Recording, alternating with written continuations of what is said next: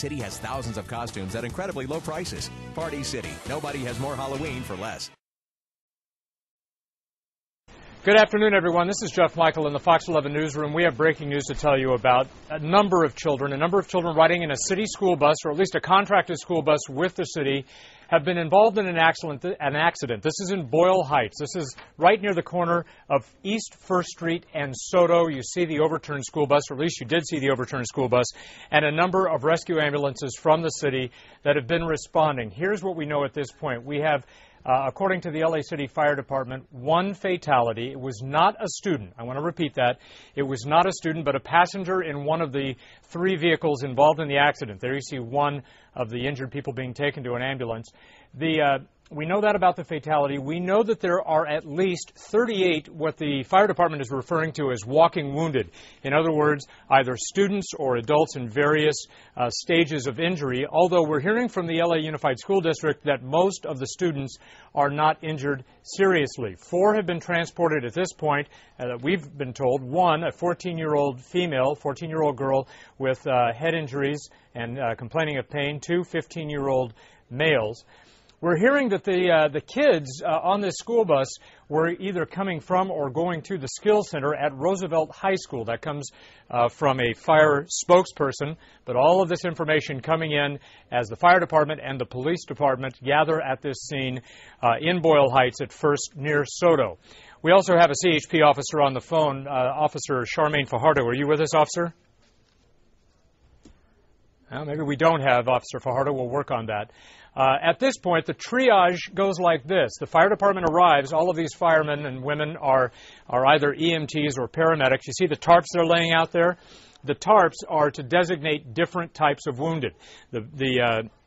The students or people who have very slight wounds. The next category are those wounds that need to be attended to but can wait there on the scene. And then the third category are those injuries that need immediate attention and immediate transport. The fourth category, which in this case doesn't really apply, are those people who are so injured that treatment really will not help them. But the triage is in place, and now I believe we do have Officer Fajardo on the phone. Are you with us? Are you there? Yes, I am. Are you there? Yes, I'm here. Yes, I'm here. All right. This is Charmaine Fajardo, correct? Yes, it is. You're with the California Highway Patrol. Is this a CHP handle? Yeah, I believe, I don't have any facts at this point. We're still trying to determine that. I know that we do have officers en route. Well, you have officers on the scene, too. I can see those in our video from Skyfox. It is going to be. I just received confirmation that it is a CHP handle. All right. I don't know if you have a monitor there or if you're able to tune to our to channel 11, but you can see the scene if you're able to do that. What can you tell us from your standpoint? What information do you have? I actually don't have a visual on it at all. I don't have anything to pull That's that all right. up, unfortunately. But we don't, at this time, we don't have any additional information. The only information that we did receive is what you have, that it was an auto versus a school bus, and that there was one fatality. We didn't receive any confirmation whether it was a child or not. You already said that you've got confirmation from fire that it wasn't one of the children. Well, so I'm not saying it wasn't. You have a little bit more information than I do. Right. I'm not saying it was. I don't know the age of the person who died. I just know that it wasn't a student on the bus. It could have very well been a child who was a passenger in the car. In a case like this, Officer Fajardo, CHP very often, I would assume, would be first on the scene. Your officers are trained as EMTs as well, are you not? Our officers are trained as EMRs. Emergency medical responders. Yes. All right. In this case, when you have students on a school bus, can you walk us through what your officers would be doing as they're waiting for fire to arrive? Well, officers are going to be assessing the situation. They are going to be checking and trying to find out if they can help the people who are injured the most, make them as comfortable as possible. At that time, we're also notifying dispatch so that we do have fire personnel rolling very quickly. And when in a case like this, we have a school bus on its side. School buses, there have been stories and debates for years about whether school buses should have seat belts. They do not have seat belts. So these kids are all going to be huddled down on the side of a school bus. Do you know if the officers would try to effect any sort of a rescue or just calm them and wait for fire to arrive? Most likely our officers are going to wait until fire arrives, just because we don't know the condition of those students and we don't want to cause any further injury. Yeah, that makes perfect sense. We're attempting to get our Skyfox camera back on the crash. We pulled out there for just a minute. Now, you say that this is a California Highway Patrol handle. any way you can get any information for us on what caused the crash or who else is involved other than this school bus? It's very close to an intersection. At this time, it's too early for us to know. As I stated, we do have officers on scene, and we will continue to get different information as it comes available to us. Then we can let you know and update you. But at this point, we are not sure what caused the collision. Are you in front of a CAD? No, yes, I am. You are. So as you look at your display on the call out, can you at least read to us what the CAD says? I'm not trying to put you in a bad spot. No, I understand. I'm just trying to find here. There are several different lines of our CAD, and basically our CAD is just updating us that there were, several students on board. I have 40 students on board on the bus, minor injuries. Some moderate children with injuries have been transported.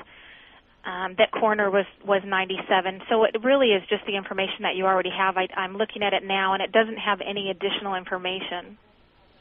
All right, sounds good. Do you have any information on closures? Now that we know what we have by way of injury, or at least preliminary information, I've got to imagine that the streets in that area, and Soto is a major thoroughfare, that they are going to have some problems with traffic. Yeah, they definitely are going to have that shut down for quite some time. I would suggest that people take alternative routes. I know that closures are going to be at Soto, from Soto and Mission through, let me check my closures here. And once again, as Officer Fajardo is looking at her closures, you're watching the Los Angeles Fire Department responding to a major school bus crash.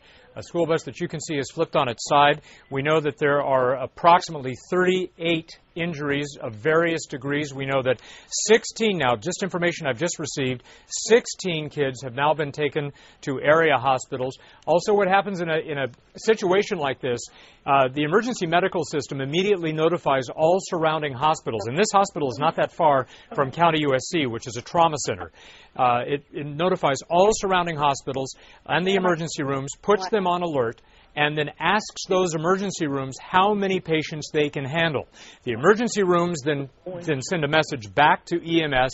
EMS then tells City Fire where to route those injuries. So 16, that's already moving us into what the EMS would consider to be a moderate to major emergency, and I'm sure there are going to be more. Officer Fajardo, we're going to go ahead and hold off on those closures, and when we get them, we'll pass them along to people. But we thank you very much for talking with us. Oh, thank you.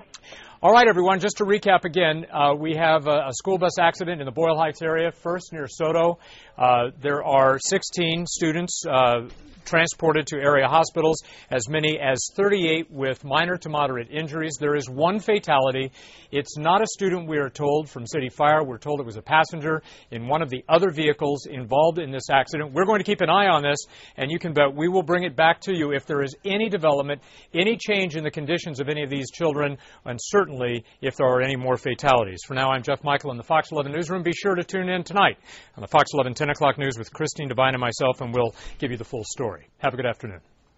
This has been a Fox 11 News special report.